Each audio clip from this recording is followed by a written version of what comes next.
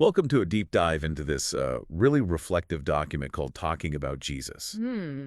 And it's not some abstract theological text. It's more like a personal confession, It is. It's a roadmap, really. a roadmap Hmm. for that internal battle between ego and humility. That's right.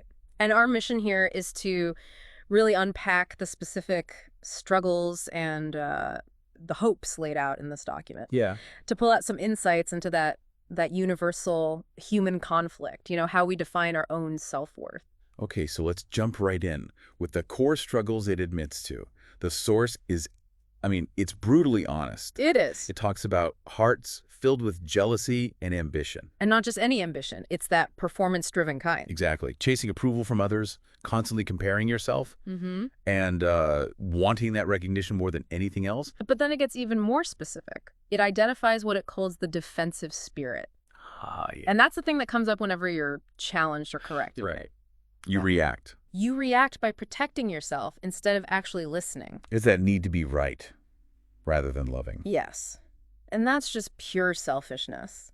A need for control that can pop up anywhere, from work feedback to just a simple disagreement at home. So, okay, we've laid out the problem, the ambition, the defensiveness.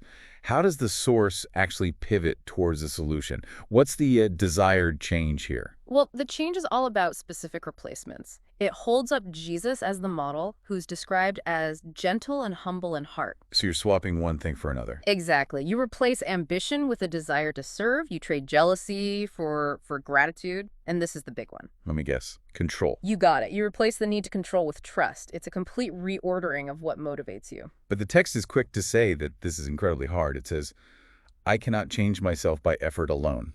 Hmm. Which, that sounds a little like a cop-out, doesn't it?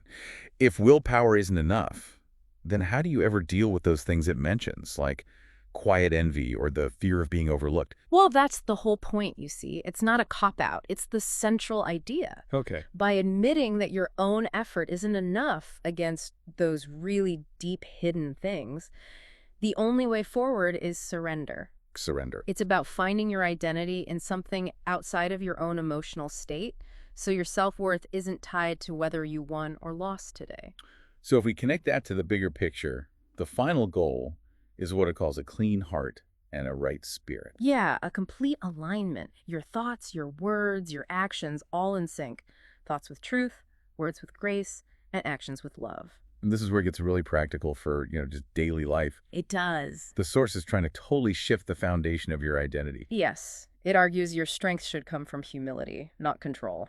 And your confidence from a sense of belonging, not from what you've achieved. Which is, that's a truly radical concept in our achievement-obsessed culture, isn't it? It really is. Yeah. And this internal shift is meant to have very real external results. Absolutely. The document ends with this desire to become a person who just reflects peace and sincerity. So you learn to.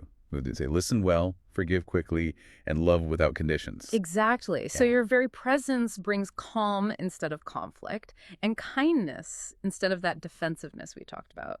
So we've seen a clear blueprint here, from confessed ego battles all the way to a path toward humility and real relational peace. And it leaves us with a really important question for you to think about. If your confidence is supposed to flow from belonging rather than achievement, how might redefining that source of identity actually change the way you approach your next failure or your next big challenge? We'll leave you with that thought.